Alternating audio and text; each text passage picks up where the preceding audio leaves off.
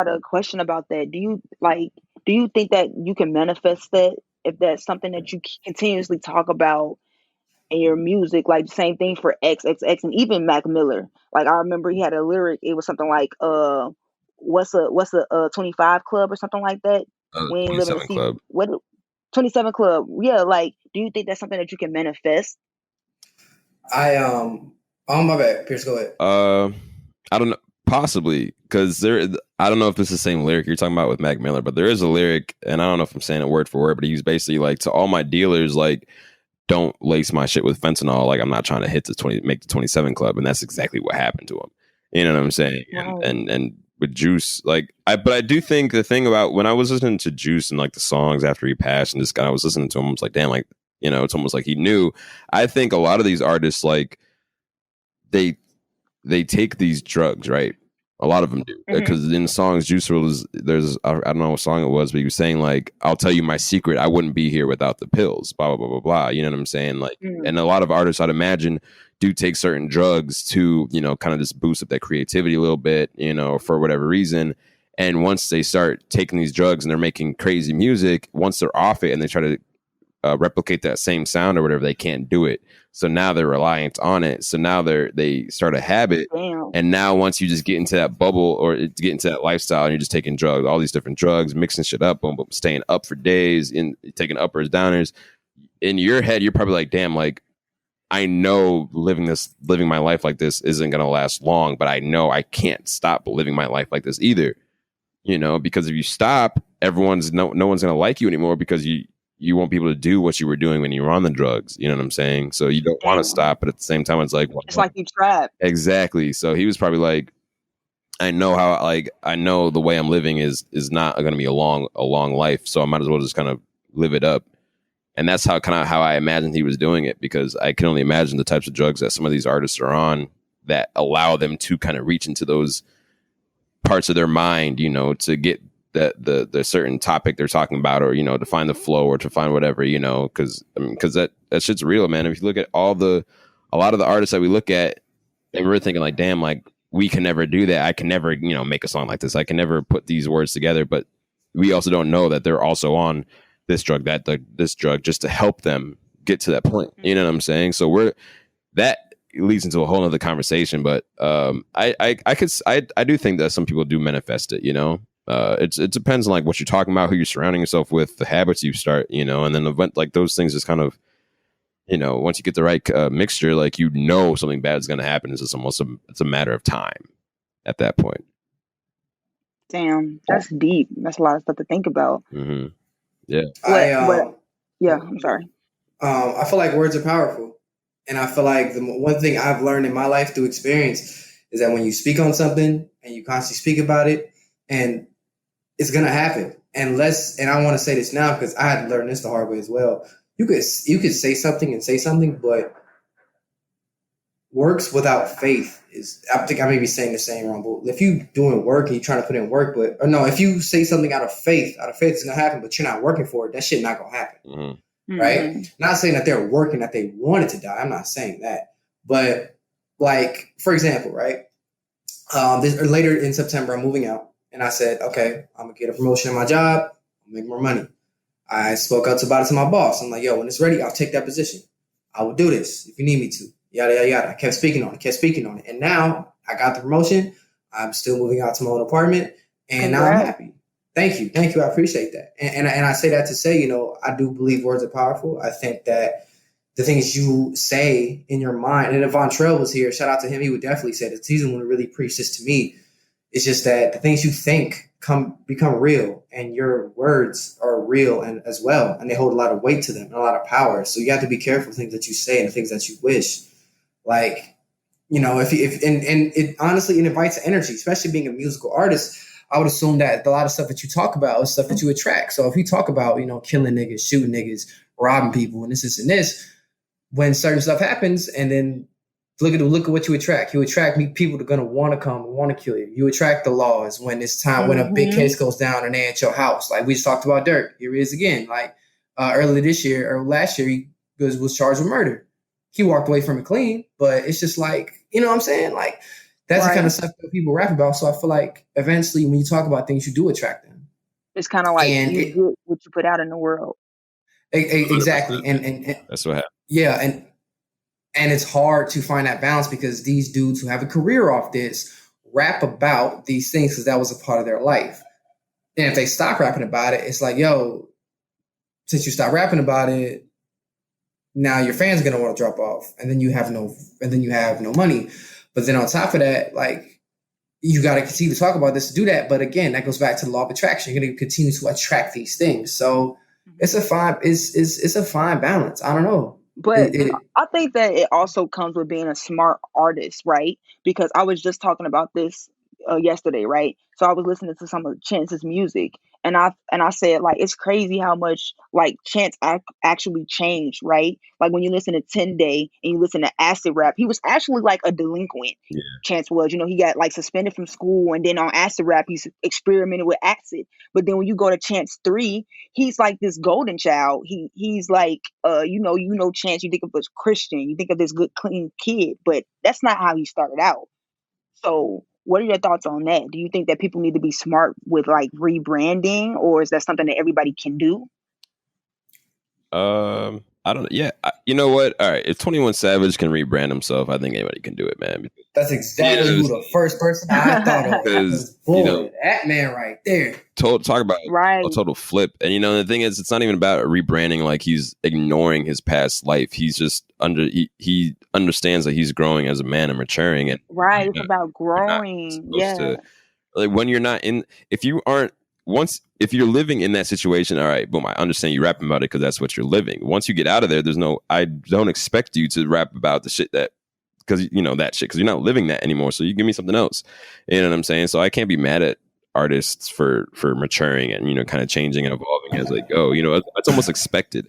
I'd rather have that than have someone rap about murder, drugs, trapping, this and that for 20 years. I'm like, bro, you're still doing that? Right. Are you still doing that, bro? Like, you're not doing that. You know what I'm saying? So it's like, I would expect some growth, I guess. And the thing with that is that it doesn't even age well. Like, I use Jay-Z as a perfect example of that. Like, as he's aged and he's grown, his music has grown and aged with him. Like you go back, like he said, niggas on my old shit, buy my old album. Like, I'm not on that same shit anymore. When you grow as a person, then your music gonna show that. And I don't care what you're doing in life. When you age, man, you grow. So you can't be on that same shit. And I don't understand why artists even do that. Yeah, well, I think I do agree with you, but at the same time, look at Juicy J. That man has rapped about the same thing for the past 20 years. That's a good example. I can't even front on that. And still popular. I'm not mad. I think what I'm saying. Like, but some people can't do it. Like same thing with Pusha T, bro. It's Coke bars every day. Yes, it's just Coke bars, but they're hot. So I think it just it depends. But at the same time, though, when you listen to, like, for Pusha T, for example, when I listen to him rap, like, yeah, he's rapping Coke bars, but it's not just it doesn't sound like a 21-year-old rapper rapping about Coke. You know what I'm saying? Like, I don't know. He definitely sounds. You can see the progression in him. He's just still talking about the same shit, just talking about it differently. You know what I'm saying? But for Juicy J, yeah, that is a good example because he talk about the same shit, but the shit goes nuts though. So it's like, I don't know. I guess it just depends, I think one thing it depends on is how good you are at it, right? Let's take a basketball example. Steph Curry is going to be shooting forever, right? Mm-hmm. People only say he does one thing, which isn't true. But say all he did was shoot the ball, right? Because he shoots the ball so good, that's all he has to do.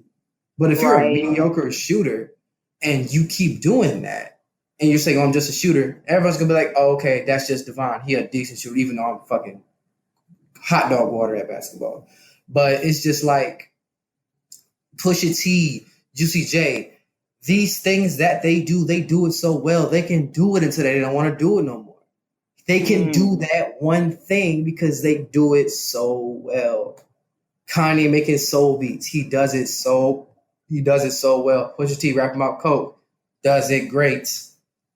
Like, I think that is one a good example of someone who you want to talk evolution and growth. Obviously, he's older, but the content has stayed the same. Right. So it's a fine line to balance, yes, I'm growing as a man in my personal life. And that's another thing. I know some artists feel like they have to share their personal life. They ain't got to do that. But it's just like, I don't know. Me personally, I'm my favorite rapper is J. Cole. So like, I'm always gonna be a fan of conscious lyrics and things like that. So if Juicy or Push were to put out an album talking about growth and evolution as a man, I probably fuck with it. But I know a lot of their core fan base probably wouldn't, because they're used to drug bars and they're used to about popping pussies and shit like that. Right. So it's a fine line. It's a fine line, and it's hard as an artist, you know. Mm-hmm. Damn. Yeah. I appreciated that, because I didn't even think about that. Y'all totally right though. So real quick, I want to talk about one of your articles you wrote, and I'll be honest with you, I'm asking you about this because I understood it, but I wanted us to digest a little more and actually ask you for the people. You wrote an article on gender roles and infidelity.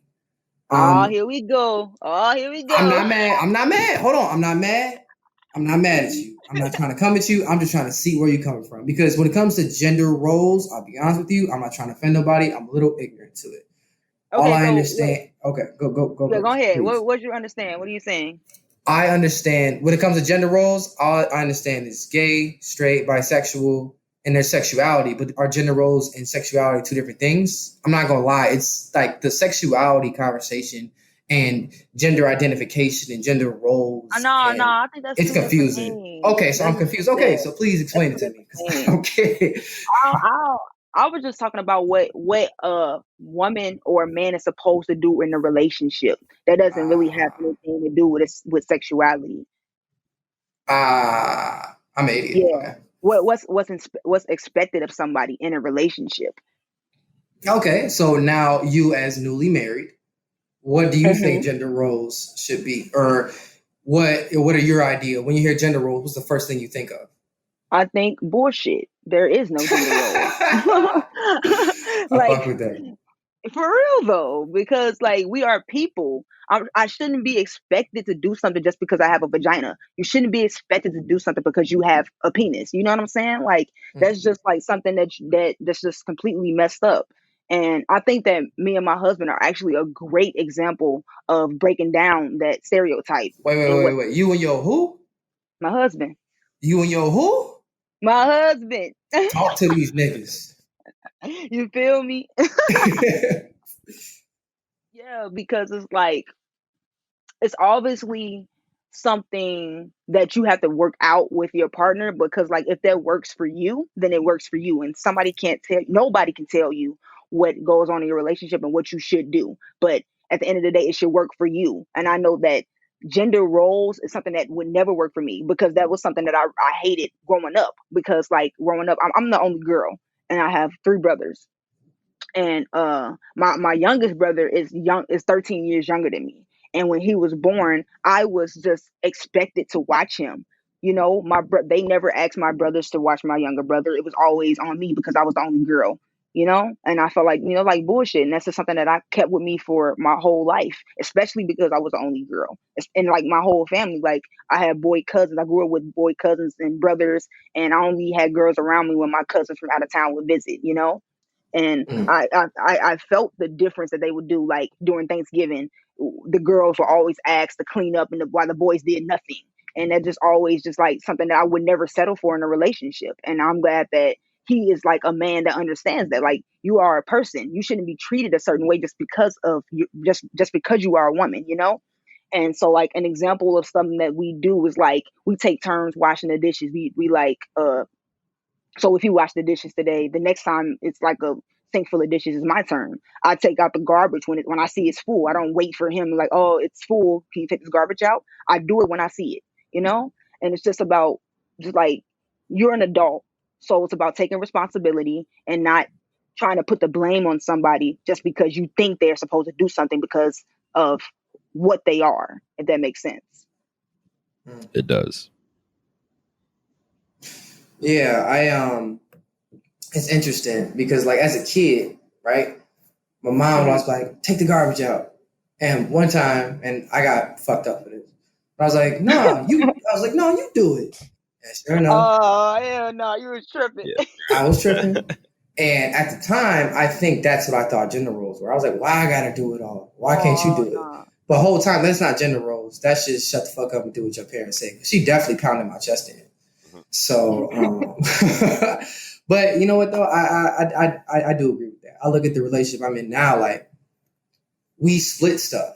So like my birthday weekend was last weekend.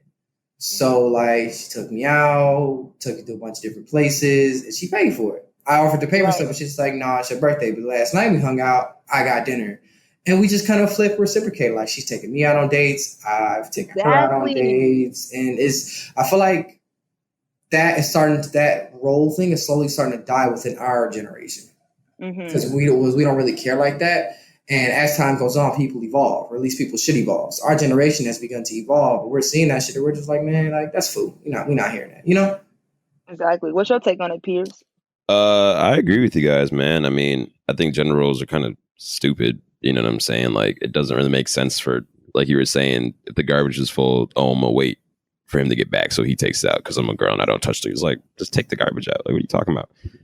So I mean, I don't know. I've seen people argue and say that they think gender roles are good, and they want like an old fashioned type of this and that, and the guy pays for everything. But my thing, when I see that, when girls expect the guys to pay for like rent and this and dates, and it's like, well, what are you doing? You know what I'm saying? Like like it has to be, for me, I see a relationship as being 50-50, like we're both gonna, if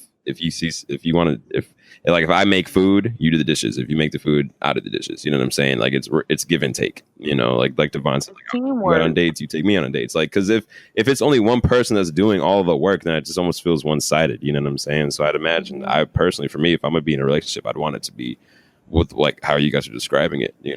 I wouldn't want the normal gender roles, because that's just such an old way of thinking. It is. And I will say this though. I'm sorry if I cut someone off. Go ahead. I will say this. When we're out and about, I always open her door, and I always lift things. Like, because I feel like personally, and I may get killed for this. So please, guys, be prepared for whatever backlash I'm about to get from this. I promise. I'm not about to say nothing ignorant, but when I'm around her, I try not to let her carry too many things. Like, I don't try to baby her, of course, because she's a grown ass woman. But at the same time, like, yo, like, I got that bag. Or no, let me carry all these bags for you. Because it's just, and I feel like personally that I should be a protector. Now, with that being said, there are some people out here who I feel like take the whole conversation too serious, and they try to knock everything. Like, you don't need to protect her. She can protect herself. You're a misogynist. It's like, no, idiot. I'm just trying to look out for my girlfriend.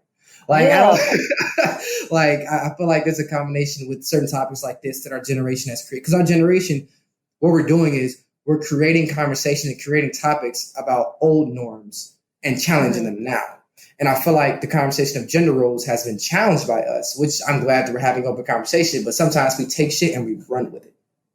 And I feel like But I completely agree with what you do, because it's not about like a gender role. It's just about having manners and being chivalrous, as a man. Like, that a woman is naturally weaker than you. So why would you want her to hold more bags, It's just having common sense, Thank you. Respecting a woman. Like my husband, he opens car doors for me, open doors for me. Like, I would never want that to stop just because we both have equal responsibility in our relationship.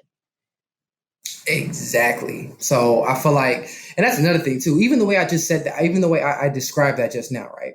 It's almost like, especially in our positions in media, all three of us, it's almost like you almost have to try to compensate or prepare for the people who are going to listen to you or read what you say, consume your content, who don't have common sense.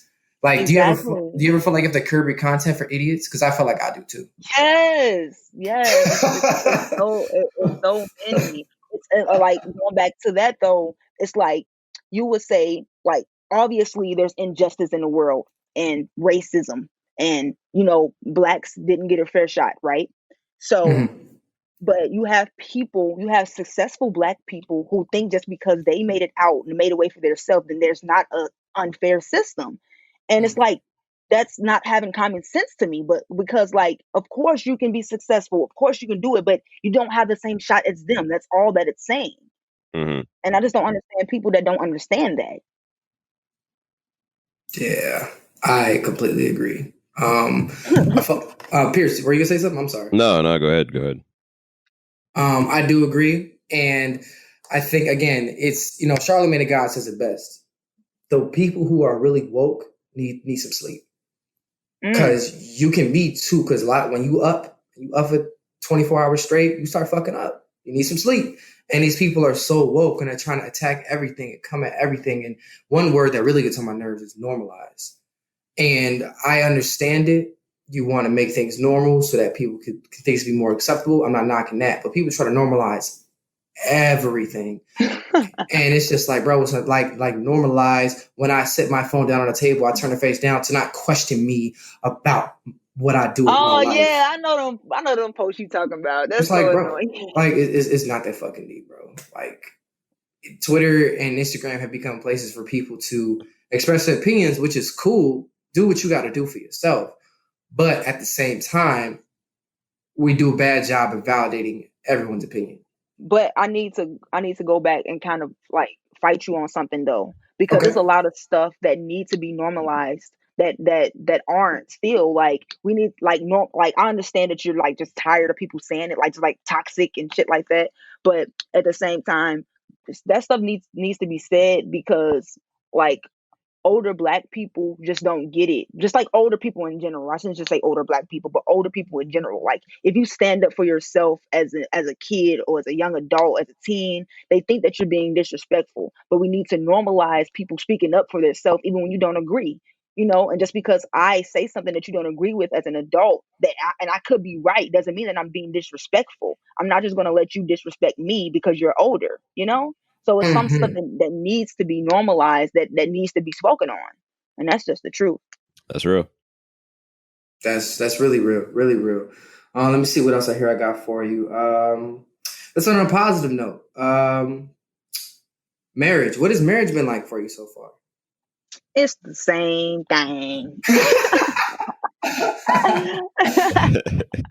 For real though, like like me and Kat been together for 9 years. 9 years we made on July, and so like the difference that we did see was like during like when we became adults. We've been dating since we were 16, and the difference came when we turning 19 and 20 together, and because we saw each other grow up, we saw opinions change and just lifestyles kind of change. So that's when it kind of changed. But from last year, or just like last year to this year, there's no change, because like we've known each other for so long. So marriage couldn't have changed anything. We've been living together since we were 19. And it's a great thing, because once you get married to somebody, it shouldn't change. The only thing that should change, if you wanted to, is your last name, So it's been great. He's the same great guy that I fell in love with 9 years ago, and I'm glad that there hasn't been any change. But you know what's funny though? Before we got married, I was like, what if when we get married, you turn to Ike Turner, start beating my ass? Like that'd be so fucked up.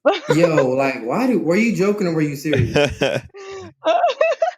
Because because sometimes my girl don't ask questions like that because we're not there yet. Hopefully one day. But it's just like y'all come out of the cut with just these random ass out of the blue left hooks. I'll be like, what, bro? Like, what are you talking about? Like, that wasn't random. That shit, but like you could literally be chilling, right?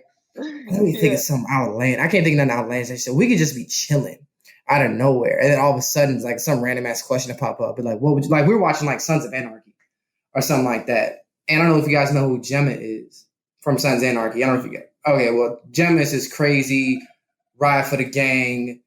Let me tell you how down Gemma is. Gemma is so down, bro. So there's two. So there's the Sons. So there's Sam Crow, the gang she's affiliated with. She's married to the leader, right? Mm-hmm. Then there's this other like Nazi group. This is about to get real dark, just so y'all know. Trigger warning, real serious. Trigger warning. Dark. Yeah, trigger warning for anybody who listens, right? Trigger warning. So Gemma, the other group was trying to get at Gemma's group, right? So they kidnapped Gemma and then raped her.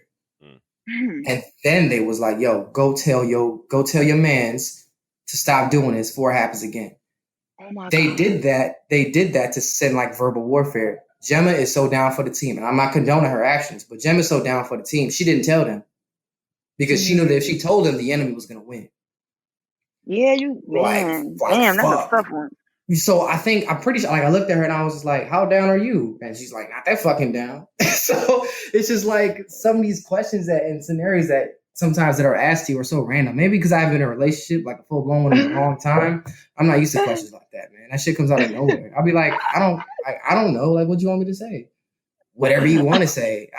Get the fuck out of here, But no, but like, my question wasn't bad. Like, just say what's on your mind. Like, I'm okay. yeah, y'all need to just tell the truth. That's all we want as women. Like, honesty. Just be honest. I am honest, but then it's sometimes like we have this habit. We say, you know, what you think about right now? If I feel like it's gonna hurt us, or I feel like it could start an argument, I'll be like, it's not important. What were you thinking about? But yeah, I definitely will press you on that. Like, no, what you think about? Tell me. And I'm not gonna lie. I ask the same question times. I'm like, what you think about? What you want to share? Yeah. She's like, no, that's cool. I'll be like, all right, cool. You sure? Really? No, that's cool. I be like, if I feel like it's not relevant, or it's a thought that I may not be ready to share yet, or it's just I don't feel like it would help our situation at all, I just be like, it's not important. Don't worry about it. And I downplay that thought and change the subject as quick as possible. As quick as, because you never know. Because you just never know. Because like I said, like I'm the same way. Like I'll be like, are you sure? Are you sure? Are you sure? And like we're both very like curious people, so we'll dig low key. Yeah. We'll be like, what you think about? No, what you thinking? No. And then they hit you with the, no, baby, what you thinking? Nothing, man. That's what I'm thinking. But what if you really not think about nothing, though? Like you're just not that nothing. Yeah. Like you daydreaming? Yeah, like I'm just chilling, and all of a sudden what you think about, I'm not really thinking about shit, you know? But then you get impressed, and you got to think of something that you were thinking, you know? It's like, no, because now you're digging too deep. Like, that's what, honestly, like, no, baby, I was just daydreaming. Like, I literally wasn't thinking about nothing. You know what I'm saying? Like, you ain't got to lie and come up with a scenario in your head, because then you're going to start an argument. Exactly. And then the thing is about lies, you got to keep them up. So you got to follow up about the lie. And it's just too much going on. But I had a few more things for you, but I think I'm really happy with this. Is there anything you wanted to ask us? You have been a great guest today. We appreciate you. Is there anything you want to ask us?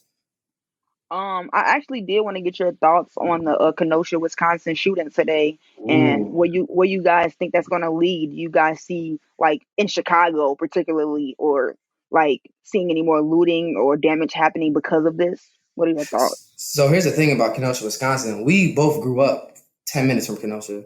Yeah. And parts of our, like literally, like, y'all cheesehead? No, Tell me now. Tell me now. I need to know so I can pull this interview. Right. Nah, right. Don't publish this shit or I'm suing you. Oh God. No, what do people from Chicago? What do people from Chicago say? On baby. What does that even mean? Who is baby? Your baby. I don't have any kids. Okay, you ain't gotta say that. You can say on the guys. You can say on phone them. No, I ain't saying that. No. You got me. Jokes over. Nah, but like I can't speak for Pierce, but part of my childhood was in Kenosha. Like I used to work up there, go to church up there. One of my best friends lives in Kenosha. Like Kenosha was a major part of our life. So to me, and we grew up in a town called Zion. So to me, that feels like home. Because I could literally ride my bike to Kenosha right there and be there within 20 minutes. Literally. That's how close it is to us. So I think what's going on is absolutely crazy. And I don't mean to downplay it, but as sad as it sounds, I personally becoming a little desensitized to it. Yeah, I was thinking the same exact thing. Yep. And it's just like, damn, like, what else is new? It hurts because it's literally 5 minutes away. By car, literally 5 or 10 minutes away. So like a movie theater in Kenosha, like it feels crazy to feel at home and to know that I was probably at one point in time maybe driving or walking on that street, and to see that happen just feels crazy. And it really hits home to sit here and be like, yo, it could happen anywhere, anytime, because that's literally a part of our childhood. You know, like growing up, Kenosha was like growing up. If you went to hang out in Kenosha, you were gonna go do something. Because Kenosha has everything that Zion really doesn't. Like the place to hang out, and Pierce, please correct me if I was wrong, because we were too young to go to Chicago. We didn't have no cars. Mm-hmm. So if you didn't go to Gurnee or Kenosha, like if you want to hang out, you either went to Gurnee or you went to Kenosha. Pretty much. I was like Kenosha. Yeah, like that's a suburban shit. Like Kenosha was like movie theaters, tons of places to eat and everything, and it's always been really well diverse to me. Only episode of racism I had in Kenosha. I went to this church. I won't say the church's name. It was like a Awanas night. Me and my guy Marquise, our guy Marquise, shout out to him. We were literally, me and Marquise walked out from like Wednesday and Awanas night. We went up to the snack bar to get some food before my dad pulled up. We go up there.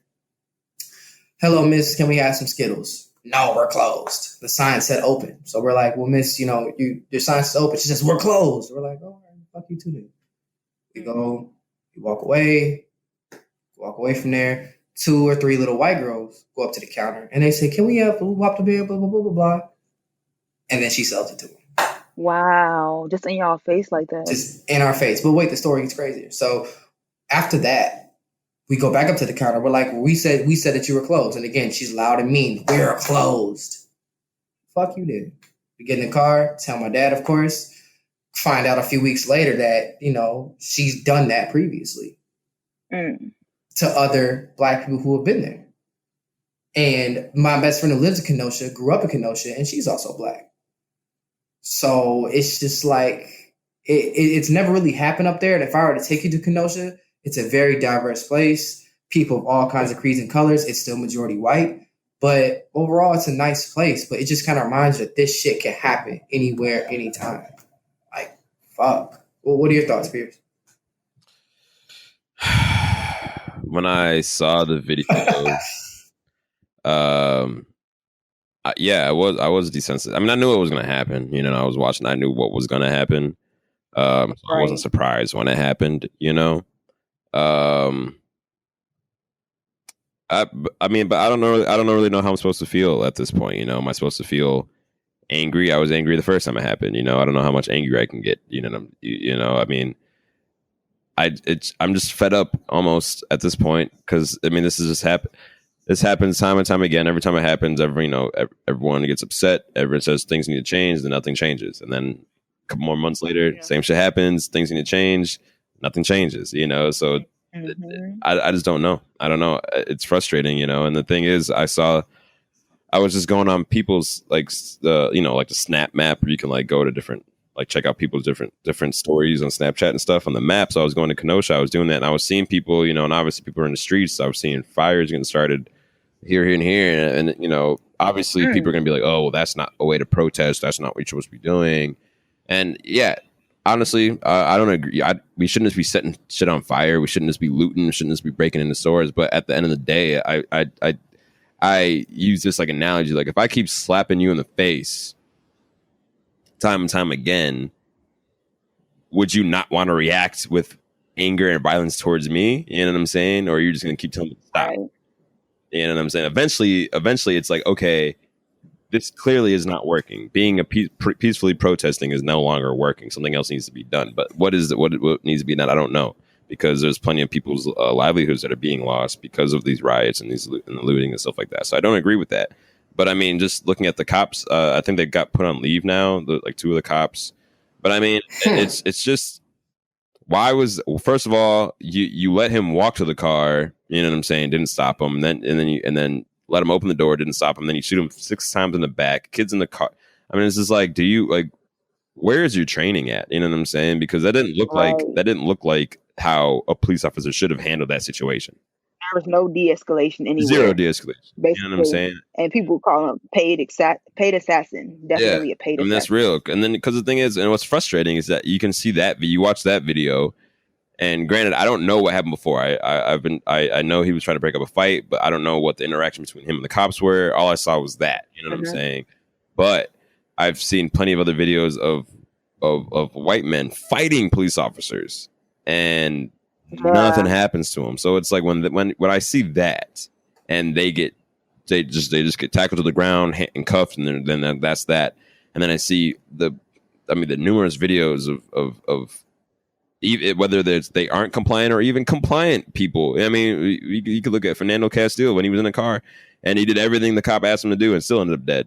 So it's like, how are we supposed to react in these situations? And then how can you expect us, as black people, or how can you expect anybody as an American citizen to sit there and be like, I still feel safe around cops, even when you're seeing this stuff. You know what I'm saying? Because it's like, even when you are doing what you're supposed to be doing and you're following the rules and you're just trying to get on with your day, if that cop is having a bad day, you're fucked. You can make it as difficult as he wants for you, and you say one wrong thing, and and now you got a gun pointed at you. Now you got this pointed at you. And it's just like, damn, like when you get pulled over, your life's really not in your hands at that point, because they could get you for anything.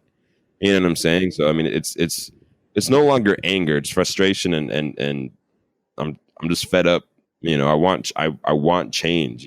For the everyone in America. You know what I'm saying? Because it's not just about black people being mistreated. This is civilians. This is the people that live in this country. Nobody that lives in any country. If you're a civilian, if you live in a country, you should be treated great. You know what I'm saying? Like, there's no reason why any civilian should be getting treated like this, at the end of the day. And I just want to take skin color out of it, because I feel like everyone's so focused on skin color now. Everything's so black and white. It's not even about that. It's not about a black man being killed. It's about a innocent civilian being killed by people that are supposed to be protecting and serving us, because they're doing the exact opposite of that.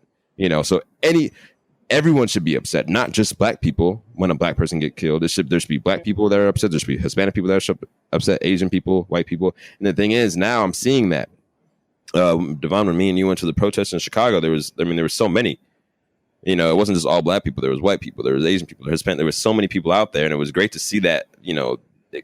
Such a horrible event bring the people together, and I mean, I'm glad that they were there. But I want more. Everyone else should be just as upset. You know what I'm saying? I don't want to see just Hispanic people upset when a Hispanic person gets killed. I don't want to see just people upset when Asian. I want to see everybody upset when a person gets killed by a police officer. You know what I'm saying? Especially, I mean, in just the most ridiculous situations. You know what I'm saying? Like, it's just the most ridiculous situations that people are losing their lives. And then they're going to sit here and tell us that just to be okay with it. You know what I'm saying? Like, no, it makes no sense to me, So I don't know what needs to be done next, but something needs to be done. And they're going to sit here and say that, why don't we just peacefully protest? We've been peacefully protesting for decades. You know what I'm saying? The poster child of peaceful protests in Martin Luther King was assassinated. You know what I'm saying? And he was doing everything he wanted them to do. You know what I'm saying? So it's like, you can't tell me to do something when you already took out the leader of doing that. You know what I'm saying? And tell me that it's going to work, because it didn't work then. It's how is it going to work now? So I don't know what needs to be done, but something needs to be done. And it's frustrating. It's sad, but I'm not mad, because I've been mad. I'm past that now, Right. I'm past that. Right. Yeah, burned out is more the feeling. Yeah. Yeah. And waiting for resolutions, waiting for answers. And I think that, and I always say this, you can't always control what happens to you, but you can always control your response. So, Corli, I ask you, how do you feel about the people's response to all of this hatred and negativity and death? How do you feel about the response of the people? Going back to what Pierce said, it's like, you can't tell somebody how to protest when we did it your way, you still killed us. Mm-hmm. And so I feel like you can't tell somebody how to feel. You can't tell somebody how to react to something that continues to happen. It continues to happen, and no matter how we react to it, you still continue to do the same thing. So I feel no way about the looting. Like, you can get stuff back. I always say that you can replace things. You can't replace people. You're talking about somebody vandalizing a building, stealing, versus a human life.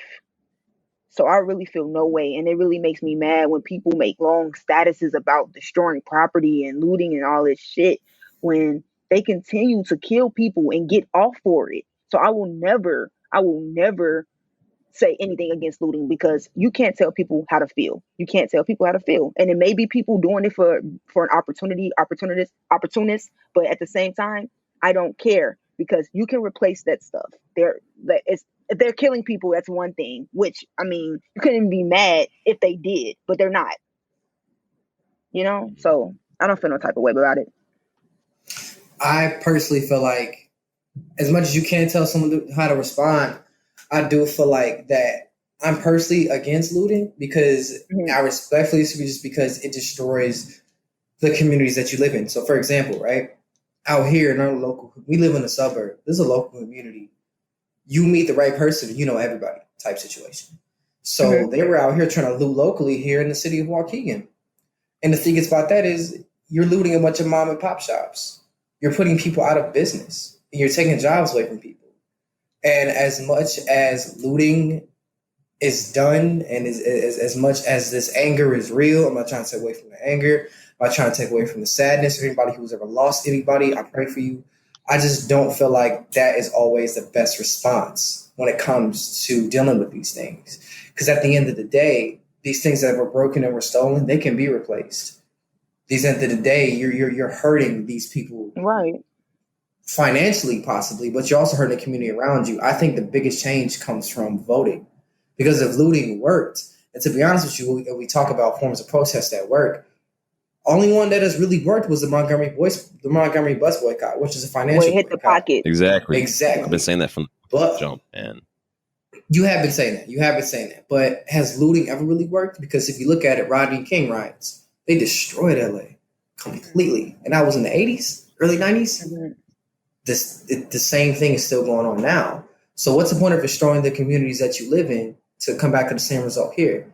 And I feel like it's more. And I feel like looting is more of a reaction than a response, which again, people are angry, people are hurt, they want to be heard. If you're not going to, and I've said this on this podcast before, if you're a bully, you continue to pick on somebody and pick on them, eventually they're going to come back and they're going to hit you. It's going to hurt because you keep picking on them and picking on them. We are the bully. The government are the bullies. So this is a response. I'm not saying us three here are guilty of looting. I'm not saying that. I'm speaking metaphorically for the people. So I don't know. I feel like it's a really hard thing to answer properly. The world is on fire right now, but I really do feel like the best thing we can do is go out and vote and educate. And when I say this, I'm not saying that the black people aren't doing the right thing, but we got to make sure we do better jobs keeping ourselves out of situations that can happen. A lot of the videos that we see are men who are doing nothing, men and women, who are doing nothing. Breonna Taylor, the guy in Kenosha who got shot last night. I'm sorry, I forgot his name. It's stuff like that with people who are doing nothing. So it feels like you can't do anything right. You know what I'm saying? Right. But it's hard. It's like a rock in a hard place, and then like a hole in the bottom if you step anywhere. So it's tough. It's pretty sad, honestly. Yeah, I feel like there's like no right answer. You know, like exactly. Yeah. Like with the looting, like of course, like you were saying, I don't think you shouldn't just be taken from mom and pop shops. Like I understand the anger, but because I could give a fuck about Walmart, I can give a fuck about a Target. Yeah, you know what I'm saying? I can give a fuck about and that's exactly what I was gonna say. You know what I'm saying? Like that's whatever. You know what I'm saying? They got the money, they can get their money back. Like I could give a fuck about them, but when it's like mom and pop shops is like, you know, like that's just kind of like shitty because like it is gonna be a lot harder for them to get their shit back. They might not even be able to do that. You know, but at the same time, I've said this before in other podcasts, but if we just peacefully protest and we're just marching down the streets, all they have to do is wait for us to have to go. We're gonna have to go at some point. We're gonna have to go back to work. We're gonna have to go to school. We're gonna have to eat, shower. Like we're gonna have to go at some point. So they can just wait us out, you know. But we really do got to hit their pockets. You know what I'm saying? Or and speaking of that, no, I was just gonna say, or just really come together as a unit and really show the people that have the power to make the decisions, the politicians, that we as a country are united against you. You know what I'm saying? So we have to almost force their hand in making the changes that we want, you know. But the thing is, I mean, there's so much that's going into making, you know, the country divided and shit. Like, I mean, this is I can get into such a longer conversation about that, but I mean, we really have to come together as a country and show the people, the politicians, that like we aren't going to stand for this, because right now they're just playing with us, you know, like they're taking their time getting shit changed because nothing that is happening is affecting them at all. So they have no sense of urgency. So we need to make them feel it. You know what I'm saying? Yeah, it's tough. It is tough. The looting could go into a solution of buying the block, like you said. You hitting these Louis V's, the Chanel's, and whatever. You use your money to batter shit up, buy your neighborhood up, you know, and make it all black owned. That's something that you could do financially that could help. Because yeah. Most of the time when they do loot, when I see it, I rarely see any like local shops getting hit. it's always, the big stores. Like people want to talk about Walmart's getting hit. I was like, we don't own these buildings anyway. We need to get them out of our neighborhood, make it all black owned, have black owned grocery stores, something that our people can call ours instead of always depending on others for what we need. So that's something that's like long term, but at the end of the day, it needs to happen. So it's just a lot that goes on to it because it is systemic. So it cannot change overnight. Yeah. Definitely. So, all right, guys, we are going to get wrapped up here. Corli, you're a great guest. This is one of my favorite episodes. I definitely appreciate you. Thank y'all so much. I had fun. Yes, and this is our first guest we've had in a while, so it felt good to get the rust off. We definitely appreciate you. Give everybody your social medias. Definitely. I'm at Corli_J on everything. So easy to follow: Twitter, Snapchat, Insta. Definitely Corli_J. Good deal. And make sure to, I'm sorry. I was gonna say follow at What's the Word TV2 on IG. It's my turn. My bad. You're good. It's P Bugs on all the important ones, man. It's PB00GS on Instagram, on Snapchat. That's where I'm mostly at. And Apple Music too, man. Follow me on Apple Music, man. Get in tune with the vibes. People do that. Yeah, you can follow people on. He's trying to no start one's followed me, but someone will eventually. Definitely. So you should share on Instagram. Now that my boy out here doing magazine spreads. What's wrong with these niggas? That was nothing, man. Hey. That was just something small. Wait, what's your Instagram name? Can you say it again? Yeah, it's PB00GS. Okay. All right, I found you. Yep. You can find Vontrell on all platforms at Vontrell Duh. VONTRELLDUH, of course.